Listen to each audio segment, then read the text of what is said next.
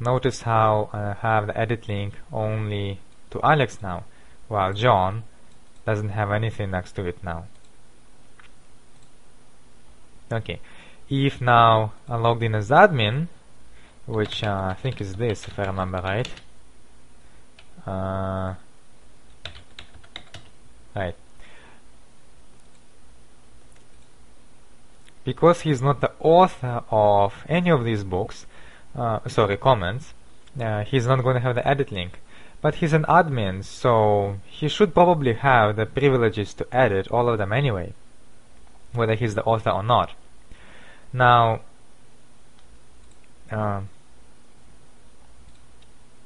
if you understand the concept, it should not come to a surprise that all you need to do is to check.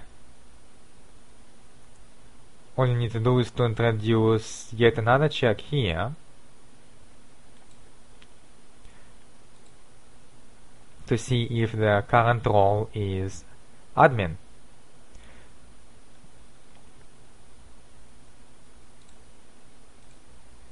So if current role happens to be admin, then return true straight away.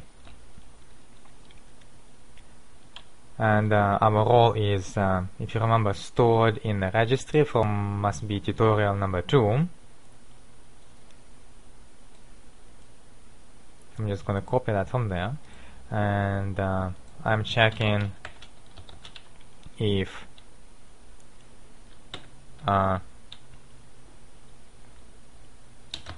that is equals to admins. Let me just make sure it's admins, not admin. Yes, admins, yep. Okay, so if that's the case, return true. Now, just as a reminder, in functions and methods, once it hits a return statement, the rest of the function is ignored. So don't worry that there is still some extra code here. Once the role is admin, it's going to hit the return statement as true and forget about the rest of it.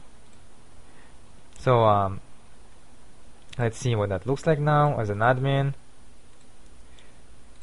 Yep, we get all the edit links now. So the bottom line of that last exercise is it does not matter what condition is being applied. You may not even have to go through all of this. It really doesn't matter. The whole point is for the assert method to return the true. As long as it returns true, the is allowed going to also return true, and the link is going to be displayed.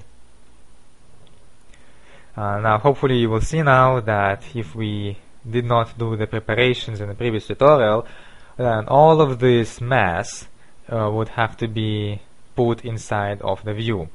We would have all of this and a whole lot of other stuff in the view, and that would not be pretty at all. So it's always a good idea. Oh yeah, and of course you have the danger of the